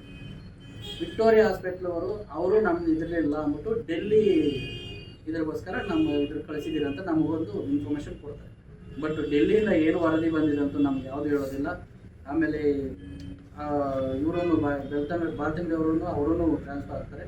ತದನಂತರ ಏನು ಮಾಡ್ತಾರೆ, ಈಗ ಬಂದಿರೋಂಥ ಇವರು DYSP ಮತ್ತು ನಮ್ಮ ಆನೇಕಲ್ ಸರ್ಕಲ್ ಇನ್ಸ್ಪೆಕ್ಟರ್ ಇಬ್ಬರೂ ಇದರಲ್ಲಿ ಏನೇ ಆಗಲಿ ನನ್ನನ್ನು ಖುದ್ದಾಗಿ ಕರೆದಾಗ ನಾನು ಆ ಗಾಡಿ ವೆಹಿಕಲ್ ಯಾವ್ದು ಸೀಸ್ ಮಾಡಿದ್ರಲ್ಲ ಆ ವಿಚಾರವಾಗಿ ನಾನು ಹೋಗಿದ್ದಾಗ ನನ್ನ ಬಳಿನೇ ಕೇಳಿದೆ, ಇಲ್ಲ ವಕೀಲರೇ ಇದು ಆಕ್ಸಿಡೆಂಟೇ ಆಗಿರೋದು, ನಮ್ಮ ಹತ್ರ ರಿಪೋರ್ಟ್ ಇದೆ, ಏನು ರಿಪೋರ್ಟ್ ಇದೆ ಕೊಡಿ. ಇಲ್ಲ ನಾವು ನಿಮಗೆ ಕೊಡೋಲ್ಲ ನಾವು ಇದು ಕಳಿಸಿದಾಗ ಇದನ್ನೆಲ್ಲ ದೋಷಾರೋಪಣೆ ಪಟ್ಟಿ ರೆಡಿ ಮಾಡಿ ನಾವು ನ್ಯಾಯಾಲಯಕ್ಕೆ ಸಲ್ಲಿಸ್ತೀವಿ. ಸರಿ ಸಲ್ಲಿಸಿ ಸರ್, ಅದರಲ್ಲಿ ನಮ್ದು ಏನು ಬೇಕು ನಿಮ್ಮ ಡ್ಯೂಟಿ ನೀವು ಮಾಡಿ, ನಾವು ನಮ್ಮದು ಮಾಡ್ತೇವೆ ಅಂತ ಹೇಳಿ ನಾವೇನು ಮಾಡ್ತೀವಿ, ದೋಷಾರೋಪಣೆ ಪಟ್ಟಿ ಸಲ್ಲಿಸಿ ಅಂತ ನಾವು ಇದು ಮಾಡೋಕ್ಕೆ ಬರ್ತೀವಿ. ಅದಾದಮೇಲೆ ಏನು ಮಾಡ್ತಾರೆ, ಮತ್ತೆ ಈ ಗಾಡಿ ಓನರ್ ಯಾರಿದ್ದ ತ್ರಿವೇಣ್ ಕುಮಾರ್ ಮತ್ತು ಗೋಪಿ ಅನ್ನೋ ಡ್ರೈವರ್ ಇವ್ರನ್ನ ಹುಡುಕ್ತಾರೆ. ಇವ್ರನ್ನ ಹುಡುಕೊಂಡು ಬಂದು ಅವರು ಸ್ಟೇಷನಲ್ಲಿ ಕುಳಿಸ್ಕೊಂಡು ಸುಮಾರು 15ರಿಂದ 20 ದಿನ ಓಡಾಡಿಸ್ತಾರೆ. ಅವ್ರನ್ನ ಸ್ಟೇಷನಲ್ಲಿ ಕರ್ಕೊಂಬರೋದು, ಕುಳಿಸೋದು, 2 ದಿನ ಬಿಟ್ಕೊಳ್ಳೋದು, 3ನೇ ದಿನ ಬಿಟ್ಕೊಳ್ಳೋದು. ಆಗ ನಮ್ಮ ಮಾಧ್ಯಮದವರು ಯಾರೋ ಹೋಗಿ ಅವ್ರ ಹತ್ರ ಸಪೋರ್ಟ್ ಮಾಡಿ ಆವಾಗ ಮಾಧ್ಯಮ ಮಿತ್ರರ ಮುಖಾಂತರ ಅವನು ರಿಲೀಸ್ ಆಗಿದೆ. ಯಾರು ಓನರ್ ತ್ರಿವೇಣ್ ಕುಮಾರ್ ಅಂತ, ಅದು ನಿಮಗೆ ಗೊತ್ತಿರುತ್ತೆ, ಅದರಲ್ಲಿ ಮಾಧ್ಯಮದವ್ರು ಯಾರು ಹೋಗಿದ್ದೇವೆ ಅಂತ. ತದನಂತರ ಇದನ್ನು ಮತ್ತೆ ನಾವು ಯಾವಾಗ ನಾವು ಇಲ್ಲ CODಗೆ ಒಪ್ಪಿಸ್ಬೇಕು ಅಂತ ನಾವು ಅರ್ಜಿ ಕೊಟ್ಟಾಗ ಸರಿ ನಾವು ಅರ್ಜಿಯನ್ನು ಸ್ವೀಕರಿಸ್ತೀರಿ, CODಗೆ ನಾವು ಕೊಡ್ತೀರಿ ಅಂತ ನಮ್ಮ ಸುರೇಶ್ ಸರ್ ಹತ್ರನೂ ಹೇಳಿದ್ದಾರೆ, ಸುರೇಶ್ ಕೋಟ ಅವ್ರ ಹತ್ರನೂ ಹೇಳಿದ್ದಾರೆ. ಆಮೇಲೆ ನಾವು ಇಲ್ಲ ಇದು ಮಾಡ್ತೇವೆ ಅಂತ ತರಾತುರಿಯಲ್ಲಿ ಎಲ್ಲಿ ಇದು CODಗೆ ಹೋದ್ರೆಗ ನಮ್ಮಲ್ಲಿರುವಂಥ ಏನು ಒಂದು ದೋಷಗಳು ಹೊರಗಡೆ ಬರುತ್ತೆ ಅನ್ನೋದಕ್ಕೋಸ್ಕರ ಪೊಲೀಸ್ ಅಧಿಕಾರಿಗಳು ಭಯ ಬಿದ್ದು ತರಾತುರಿಯಲ್ಲಿ ನಾವು ಚಾರ್ಜ್ ಶೀಟ್ ಸಲ್ಲಿಸಿದ್ದೇವೆ ಅಂತ ಒಂದು ವೇದಿಕೆಯಲ್ಲಿ ಹೇಳ್ತಾರೆ. ಆ ವೇದಿಕೆಯಲ್ಲಿ ನಮ್ಮ ದಲಿತ ಮುಖಂಡರು ಎಲ್ಲರೂ ಅಲ್ಲಿ ಕೇಳ್ತಾರೆ, ಈ ಪ್ರಕರಣದಲ್ಲಿ ನೀವು ಏಕೆ ಇನ್ನು ದೋಷಾರೋಪಣೆ ಪಟ್ಟಿ ಸಲ್ಲಿಸಿಲ್ಲ, ಇಲ್ಲ ಏಕೆ ಇದನ್ನು ಇಷ್ಟು ತಡ ಮಾಡ್ತಾ ಇದ್ದೀರಾ ಅಂತ ಹೇಳಿದಾಗ ಒಂದು DYSP ಆದಂಥ ಅವರು ಆಚೆ ಹೋಗಿ ಒಳಗಡೆ ಬರೋದ್ರೊಳಗೆ ಇಲ್ಲ ನಾವು ದೋಷಾರೋಪಣೆ ಪಟ್ಟಿ ಸಲ್ಲಿಸ್ಬಿಟ್ಟಿದ್ದೀವಿ ಅಂತ ಹೇಳಿದ್ರೆ ಆ ದಿವಸ ನಾವು ನ್ಯಾಯಾಲಯದಲ್ಲಿ ಪರಿಶೀಲನೆ ಮಾಡಿದಾಗ ಆ ದಿವಸ ಚಾರ್ಜ್ ಶೀಟ್ ಸಲ್ಲಿಸಿಲ್ಲ. ಆಮೇಲೆ ನಾನು ನಮ್ಮ ಸುರೇಶ್ ಸರ್ ಹೇಳ್ತೀನಿ, ಇಲ್ಲ ಸರ್ ಇನ್ನೂ ಚಾರ್ಜ್ ಶೀಟ್ ಸಲ್ಲಿಸಿಲ್ಲ, ನಾವು ಚೆಕ್ ಮಾಡಿದ್ದೀವಿ, ಇನ್ನೂ ಬಂದಿಲ್ಲ ಚಾರ್ಜ್ ಶೀಟ್. ಅದಾದ ನಂತರ ಮತ್ತೆ 4-5 ದಿನಕ್ಕೆ ನಾವು ಚಾರ್ಜ್ ಶೀಟ್ ಸಲ್ಲಿಸ್ಬಿಟ್ಟಿದ್ದೀರಿ, ನೀವೇನೋ ಮಾಡಿಕೊಡಿ, ನಮ್ಗೆ ಗೊತ್ತಿಲ್ಲ ಅನ್ನೋದು. ಈ ಒಂದು ನಾವೇನು ಅಹೋರಾತ್ರಿ ಸರಣಿ ಕಾರ್ಯಕ್ರಮದ ಬಗ್ಗೆ ಪರ್ಮಿಷನ್ ಕೇಳೋಕೆ ಹೋಗಿದ್ದಾಗೂ ನಾವು ಚಾರ್ಜ್ ಶೀಟ್ ಸಲ್ಲಿಸಿದ್ದೀವಿ, ನೀವು ನಮ್ಮ ವಿರುದ್ಧ ಮಾಡ್ತಾ ಇದ್ದೀರಾ, ಆದ್ದರಿಂದ ನಾವು ಯಾವುದೇ ರೀತಿಯಾದಂಥ ನಿಮಗೆ ಪರ್ಮಿಷನ್ ಕೊಡೋದಕ್ಕಾಗೋದಿಲ್ಲ, ನೀವು ನಮ್ಮ ವಿರುದ್ಧ ಮಾಡ್ತಾ ಇರೋದ್ರಿಂದ ನೀವೇ ಮಾಡಿ, ನಮ್ಮದೇನು ಅಭ್ಯಂತರ ಇಲ್ಲ ಅನ್ನೋ ಒಂದು ಅವರ ತಪ್ಪನ್ನು ಇಲ್ಲಿ ಯಾವುದೇ ಒಂದು ಇದಕ್ಕೂ ಇದು ಮಾಡ್ಕೊತಾ ಇಲ್ಲ. ವಿಶ್ವನಾಥ್ ಅವರು ಯಾಕೆ ನಾವು ಸೂಕ್ತ ತನಿಖೆ ನಡೆಸಿಲ್ಲ ಅನ್ನೋದ್ರ ಬಗ್ಗೆ ತನಿಖೆ ಆಗಿಲ್ಲ. ವಿಶ್ವನಾಥ್ ಅವರು ಈ ಪ್ರಕರಣದಲ್ಲಿ ಯಾಕೆ ಅವರು ಅಷ್ಟೊಂದು ಬೇಜವಾಬ್ದಾರಿತನವನ್ನು ಅವರು ಅಧಿಕಾರವನ್ನು ದುರುಪಯೋಗ ಪಡಿಸ್ಕೊಂಡ್ರು, ಇಲ್ಲಾಂದ್ರೆ ಅಧಿಕಾರವನ್ನು ಯಾಕೆ ಅವ್ರು ಪೂರೈಸಿಲ್ಲ ಅನ್ನೋದ್ರ ಬಗ್ಗೆ ಯಾರೂ ಪ್ರಶ್ನೆ ಮಾಡಿಲ್ಲ. ತದನಂತರ ಈ 4 ವರ್ಷ ಈ ಪ್ರಕರಣದಲ್ಲಿ ದೋಷಾರೋಪಣೆ ಪಟ್ಟಿ ಸಲ್ಲಿಸೋದಕ್ಕೆ ಇಷ್ಟು ನಿಧಾನಗತಿಯಾದ ಒಂದು ಇದು ಅವಶ್ಯಕತೆ ಇತ್ತ ಅಂದ್ರೆ ಅದಕ್ಕೆ ಸೂಕ್ತ ಯಾರ ಹತ್ರನೂ ಉತ್ತರ ಇಲ್ಲ ಪೊಲೀಸ್ ಅಧಿಕಾರಿಗಳ ಹತ್ರ. ಈ ದೋಷಾರೋಪಣೆ ಪಟ್ಟಿಯಲ್ಲಿ ಈಗ ಏನು ಅವ್ರು ಸಲ್ಲಿಸಿದ್ದೀನಿ ಅಂತ ಹೇಳ್ತಾ ಇದ್ದಾರಲ್ಲ, ಈ ವರದಿ ಪೂರ್ತಿನೂ 2022ರಲ್ಲೇ ರೆಡಿ ಇತ್ತು. ಇಷ್ಟು ವರದಿ 2022ರಲ್ಲೇ ರೆಡಿ ಇತ್ತು. ನಾವು ನಮ್ಮ ಕಣ್ಣಾರೆಯಿಂದ ನಾವು ಅದೇ ಕೈಯಲ್ಲಿ ನೋಡಿದ್ವಿ. ಅವರು ಸೂಕ್ತ ಅವರು ಏನು ಇದು ಮಾಡ್ತಾ ಇದ್ದಾರೆ, ಇವರು ಮತ್ತೆ ಹೋರಾಟ ಮಾಡಬಾರ್ದು ಅನ್ನೋದಕ್ಕೋಸ್ಕರ ನಮಗೆ ತೋರಿಸಿದ್ದಾರೆ. ಆ ಸಮಯದಲ್ಲಿ ಅವರು ತೋರಿಸಿದ್ದಾರೆ. 2022ರಲ್ಲಿ ರೆಡಿಯಾಗಿರೋಂಥ ಬಂದಿರೋಂಥ ವರದಿಗಳನ್ನ 2025ರಲ್ಲಿ ಸಲ್ಲಿಸೋದಕ್ಕೆ ಏನು ಇತ್ತು, ಅಲ್ಲಿವರೆಗೂ ಅವ್ರು ಯಾಕೆ ಕಾಯಬೇಕಾಗಿತ್ತು? ಈ ಒಂದು ಆಕ್ಸಿಡೆಂಟೇ ಆಗಿತ್ತು. ಆಕ್ಸಿಡೆಂಟ್ ಪ್ರಕರಣಕ್ಕೆ ಚಾರ್ಜ್ ಶೀಟ್ ಹಾಕೋದಕ್ಕೆ 5 ವರ್ಷಗಳ ಕಾಲ ಅವ್ರಿಗೆ ಅವಕಾಶ ಬೇಕಾಗಿತ್ತು. ಅನ್ನೋದು ಇಲ್ಲಿ ಕ್ಲಿಯರ್ ಆಗಿ ಪೊಲೀಸ್ ಅಧಿಕಾರಿಗಳದು ಇಲ್ಲಿ ಇದಿದೆ, ಅವ್ರ ಪಾತ್ರ ಇದೆ. ಅವ್ರ ತರಾತುರಿಯಲ್ಲಿ ಸಿದ್ಧಪಡಿಸಿ ಸುಸಜ್ಜಿತವಾಗಿ ಅವ್ರಿಗೆ ಏನು ಬೇಕೋ ಸುಸಜ್ಜಿತವಾಗಿ ವ್ಯವಸ್ಥಿತವಾಗಿ ಕ್ರಿಯೇಟ್ ಮಾಡಿ ಸಲ್ಲಿಸಿರುವಂಥ ದೋಷಾರೋಪಣೆ ಪಟ್ಟಿಯನ್ನು ನಾವು ಒಪ್ಪುತ್ತಾ ಇಲ್ಲ. ಅದನ್ನು ಮರುಪರಿಶೀಲನೆ ಮಾಡಿ CODಗೆ ಒಪ್ಪಿಸಿ COD ಕಡೆಯಿಂದ ಸೂಕ್ತ ತನಿಖೆಯಾಗಲಿ ಮೃತ ಸುರೇಶನಿಗೆ ಅವನ ಸಾವಿಗೆ ಒಂದು ನ್ಯಾಯ ಸಿಗಬೇಕು. ಅವರು ಒಂದೇ ಮಗನ ಇಟ್ಕೊಂಡಿರುವಂಥ ತಾಯಿಗೆ ನ್ಯಾಯ ಸಿಗಬೇಕು. ಆ ನ್ಯಾಯ ಸಿಗೋವರೆಗೂ ನಮ್ಮ ಹೋರಾಟ ಎಂದೂ ನಿಲ್ಲಲ್ಲ. ಪೊಲೀಸ್ ಅಧಿಕಾರಿಗಳ ಒಂದು ದುರಾಡಳಿತ, ಇಷ್ಟೊಂದು ಬೇಜವಾಬ್ದಾರಿತನ, ಅಧಿಕಾರ ದುರ್ಬಳಕೆ ಇರೋದರಿಂದ ನಾವು ಯಾವುದೇ ಕಾರಣಕ್ಕೂ ಅವ್ರಿಗೆ ಯಾವತ್ತೂ ನಾವು ಕ್ಷಮೆನೂ ಕೇಳೋದಿಲ್ಲ. ಈ ಪ್ರಕರಣದಲ್ಲಿ ಒಳಗೊಂಡಿರೋಂಥ ಯಾರೇ ಆಗಿರಲಿ ಅವ್ರನ್ನ ಸೂಕ್ತ ತನಿಖೆ ಮಾಡಿರಿ. ವಿಶ್ವನಾಥ್ ಅವರು ಯಾಕೆ ಆ ದಿನ ಅವರು ಸ್ಪಾಟ್ಗೆ ವಿಸಿಟ್ ಮಾಡಿಲ್ಲ, ಯಾಕೆ ಅವರು ಹಿರಿಯ ಅಧಿಕಾರಿಗಳಿಗೆ ಇದನ್ನು ಇದು ಪ್ರಕರಣ ನಡೆದ ತಕ್ಷಣ ಮಾಹಿತಿ ಅವರು ಹಿರಿಯ ಅಧಿಕಾರಿಗಳಿಗೆ ಯಾಕೆ ಕೊಟ್ಟಿಲ್ಲ, ಯಾಕೆ ಈ ಪ್ರಕರಣದಲ್ಲಿ ಅವರು ಮುಂದೆ ಬಂದು ಇನ್ವೆಸ್ಟಿಗೇಷನ್ ಮಾಡಿಲ್ಲ, IO ಆಗಿ ಯಾಕೆ ಅವರು ಒಂದು ಜವಾಬ್ದಾರಿಗಳು ನಿರ್ವಹಿಸಿಲ್ಲ ಅನ್ನೋದನ್ನು ನೀವು ದಯವಿಟ್ಟು ಪತ್ರಿಕಾ ಮಾಧ್ಯಮದವರು, ದೃಶ್ಯ ಮಾಧ್ಯಮದವರು ಏನಿದೆ ಅದನ್ನು ಹಂಗೆ ಪ್ರಕಟಿಸಿ ಪೊಲೀಸ್ನವ್ರ ಕಡೆಯಿಂದ ಅವರು ಏನು ಇದು ಮಾಡ್ತಾರೋ ಮಾಡಲಿ. ಅವ್ರನ್ನ ಯಾಕೆ ಅವ್ರನ್ನ ಅಷ್ಟೊಂದು ಸೇಫೆಸ್ಟ್ ಮಾಡ್ಕೊತಾ ಇದ್ದಾರೆ ಅನ್ನೋದನ್ನು ಪೊಲೀಸ್ನವರೇ ಉತ್ತರ ಕೊಡ್ತಾರೆ. ಈ ಪ್ರಕರಣ 5 ವರ್ಷಗಳ ಕಾಲ ಡಿಲೇ ಆಗೋದಕ್ಕೆ ಮುಖ್ಯ ಕಾರಣ ವಿಶ್ವನಾಥ್ ಅವರೇ ಕಾರಣ ಆಗಿರೋದ್ರಿಂದ ಅವ್ರನ್ನ ಇಲ್ಲಿವರೆಗೂ ಯಾವುದೇ ಒಂದು ಇದರ ಮುಂದೆನ ಅವ್ರನ್ನ ಹಾಜರುಪಡಿಸಿಲ್ಲ. ನಿಮ್ಮ ವಿಚಾರಣೆ ಯಾಕೆ ಡಿಲೇ ಆಗಿದೆ ಅನ್ನೋದನ್ನು ಯಾವುದೇ ಒಂದು ಅವರು ಮೆಮೊನ ಕೊಟ್ಟಿಲ್ಲ, ಅವ್ರ ಕಡೆಯಿಂದ ಯಾವುದೇ ಉತ್ತರನೂ ಇಲ್ಲ. 11ನೇ ತಾರೀಕು ನಡೀತಕ್ಕಂಥ ಇದೇ ತಿಂಗಳು 11ನೇ ತಾರೀಕು ನಡೀತಕ್ಕಂಥ ಈ ಹೋರಾಟಕ್ಕೆ ಮಾನವೀಯ ಮನಸ್ಸುಳ್ಳ ಎಲ್ಲ ಮನುಷ್ಯರು ಇದರಲ್ಲಿ ಭಾಗವಹಿಸಬೇಕು. ಮತ್ತು ನೊಂದು ಬೆಂದಂಥ ಕುಟುಂಬಕ್ಕೆ ನ್ಯಾಯ ಸಿಗಬೇಕು. ಮತ್ತು ಮೃತ ವ್ಯಕ್ತಿಗೆ ಒಂದು ಗೌರವನ ಈ ನ್ಯಾಯದ ಮೂಲಕ ನಾವು ಸಮರ್ಪಣೆ ಮಾಡಬಹುದು ಅಂತ ಅಂದ್ಕೊಳ್ತಾ ಇದ್ದೀವಿ. ಮತ್ತು ಎಷ್ಟೆಲ್ಲ ದೌರ್ಜನ್ಯಗಳು ದಲಿತರ ಮೇಲೆ ನಿರಂತರವಾಗಿ ನಡೀತಾ ಇದ್ರೂ ಕೂಡ, ಕಾನೂನು ಸುವ್ಯವಸ್ಥೆ ಇದ್ರೂ ಕೂಡ ಈ ಥರ ಆರೋಪಗಳಿಗೆ ಕಾನೂನಿನ ವ್ಯವಸ್ಥೆನೇ ಕಾರಣ ಅಂತ ನಾನು ಘಂಟಾಘೋಷವಾಗಿ ಹೇಳಬಲ್ಲೆ. ಮತ್ತು ಈ ಒಂದು ಹೋರಾಟ ಅತ್ಯುನ್ನತವಾಗಿ ನಡೀತಾ ಇದೆ. ಮತ್ತು ಎಲ್ಲರೂ ಕೂಡ ಭಾಗವಹಿಸಬೇಕು. ಮತ್ತು ಇದನ್ನು ನ್ಯಾಯ ಪಡೆಯೋ ತನಕ ಈ ಅಹೋರಾತ್ರಿ ಹೋರಾಟ ನಡೀತಾ ಇರುತ್ತೆ. ಎಲ್ಲರೂ ಇರೋದು ಈ ಬಲಿಷ್ಠರು ಏನು ಕೈವಾಡ ಇದೆ, ನಿಜಕ್ಕೂ ಹೋರಾಟ 11ನೇ ತಾರೀಕು ನಡೀತದೆ. ಯಾವುದೇ ಕಾರಣಕ್ಕೂ ಅದನ್ನು ತಪ್ಪಿಸೋಕ್ಕಾಗಲ್ಲ. ಯಾರೇ ಬರಲಿ, ಏನೇ ಆಗಲಿ, ಅಹೋರಾತ್ರಿ ನಡೆಸೇ ಮಾಡ್ತೀರಿ. COD ತನಿಖೆ ಆಗ್ಬೇಕಂತೇಳಿ ದಲಿತ ಪರ ಸಂಘಟನೆ ಒಕ್ಕೂಟದಿಂದ ಮಾಡ್ತಾ ಇದ್ರಿ. ಜೈ ಭೀಮ್, ಜೈ ಭಾರತ್. ಸುರೇಶನ ಕೊಲೆ ಆಗಲೇ ಅನೇಕ ಹೋರಾಟಗಳನ್ನು ಮಾಡಿದ್ದೀವಿ. ಎಲ್ಲ ಪ್ರಗತಿಪರ ಮತ್ತು ಇದಕ್ಕೆ ಭಿನ್ನವನ್ನು ಅನೇಕ ಪ್ರಗತಿಪರ ಸಂಘಟನೆಗಳು ಸೂಚನೆ ಮಾಡಿದ್ದಾರೆ. ಇದನ್ನು ಸಮರ್ಪಕವಾಗಿ ಸುರೇಶನ ಕೊಲೆಯನ್ನು ತನಿಖೆಯನ್ನು ಸಮರ್ಪಕವಾಗಿ ಮಾಡಲಿಲ್ಲ. ಸಮರ್ಪಕವಾಗಿ ತನಿಖೆ ಆಗಬೇಕು. ಇದಕ್ಕೆ ಸಂಬಂಧಪಟ್ಟಂಥ ಯಾರೆಲ್ಲ ಇದಕ್ಕೆ ಸಂಬಂಧಪಟ್ಟಂಥ ಅಪರಾಧಿಗಳಿದ್ದಾರೆ ಅವರನ್ನು ಪತ್ತೆ ಹಚ್ಚೋದ್ರಲ್ಲಿ ಪೊಲೀಸ್ ಇಲಾಖೆ ಸಂಪೂರ್ಣವಾಗಿ ವಿಫಲ ಆಗಿದೆ. ಅದರಿಂದ ಏನೀಗ ಇಂಥ ಕೊಲೆಗಳು ಕೆಲವು ಕೊಲೆಗಳು ಮುಚ್ಚೋಗಿದ್ದಾವೆ. ಅನೇಕ ಈ ರೀತಿ ಮೇಲ್ವರ್ಗದವರು, ಬಲಿಷ್ಠರು, ಬಲಾಢ್ಯರು, ಅನೇಕ ಈ ರೀತಿ ಶೋಷಿತ ಜನ ಈ ರೀತಿಯ ದೌರ್ಜನ್ಯಗಳು, ಕೊಲೆಗಳಾದಂಥ ಸಂದರ್ಭದಲ್ಲಿ ಅಧಿಕಾರವನ್ನು ದುರ್ಬಳಕೆ ಮಾಡಿಕೊಂಡು ಈ ಥರ ಪ್ರಕರಣಗಳನ್ನು ಮುಚ್ಚಿ ಹಾಕಿರುವಂಥ ಅನೇಕ ಪ್ರಕರಣಗಳಿದ್ದಾವೆ. ಅದರಲ್ಲಿ ಸುರೇಶಂದು ಒಂದು ಪ್ರಕರಣ. ಈ ಪ್ರಕರಣವನ್ನು ನಾವು ಬಿಡೋದಿಲ್ಲ, ಕೈಗೆತ್ತಿಕೊಂಡು ಹೋರಾಟವನ್ನು ಮುನ್ನಡೆಸ್ತೀವಿ. ಈಗಾಗಲೇ ಮೇಲಧಿಕಾರಿಗಳಿಗೆ ಗಮನಕ್ಕೆ ತಂದಿದ್ದೀವಿ. ಹಂತವಾಗಿ ಇದಕ್ಕೆ ಸಂಬಂಧಪಟ್ಟಂಥ ಪ್ರಗತಿಪರ ಇದನ್ನು ನೇತೃತ್ವ ವಹಿಸಿರುವಂಥ ಎಲ್ಲ ಮುಖಂಡರು ಐಕ್ಯತೆಯಿಂದ ಒಗ್ಗಟ್ಟಾಗಿ ಇದನ್ನು ಸಮರ್ಪಕವಾಗಿ ಒಂದು ಒಳ್ಳೆಯ ಧೀರೋದ್ಧ ಹೋರಾಟವಾಗಿ ಇದನ್ನು ಮುನ್ನಡೆಸ್ತೀವಿ. ಅದಕ್ಕೆ ಒಂದು ಕಾನೂನುಬದ್ಧವಾದಂಥ ಒಂದು ವ್ಯವಸ್ಥಿತವಾಗಿ ಈ ಹೋರಾಟವನ್ನು ಕೈಗೆತ್ತಿಕೊಂಡಿದ್ದೀವಿ. ಹೀಗಾಗಿ ತನಿಖೆ ಆಗಬೇಕು. ತಕ್ಕ ಯಾರೆಲ್ಲ ಇದರಲ್ಲಿ ಭಾಗಿದಾರರಾಗಿದ್ದಾರೆ, ಅಪರಾಧಸ್ಥರಾಗಿದ್ದಾರೆ, ಅವ್ರನ್ನ ಪತ್ತೆ ಹಚ್ಚಬೇಕು. ಈ ಸಮರ್ಪಕವಾಗಿ ಪೊಲೀಸ್ ಇಲಾಖೆಯಲ್ಲಿ ಯಾರೆಲ್ಲ ಅಸಮರ್ಪಕವಾಗಿ ಇದನ್ನು ನಡೆಸ್ತಿಲ್ಲ, ನಿರ್ಲಕ್ಷ್ಯ ಮಾಡಿದ್ದಾರೆ, ಅವ್ರ ಮೇಲೆ ಕೂಡ ಇದು ತನಿಖೆ ಆಗಬೇಕು. ಮತ್ತು CODಗೆ ಒಪ್ಪಿಸ್ಬೇಕು ಅಂತೇಳಿ ಏನು ಅಹೋರಾತ್ರಿ 11ರಿಂದ ಪ್ರಾರಂಭ ಆಗ್ತದೆ.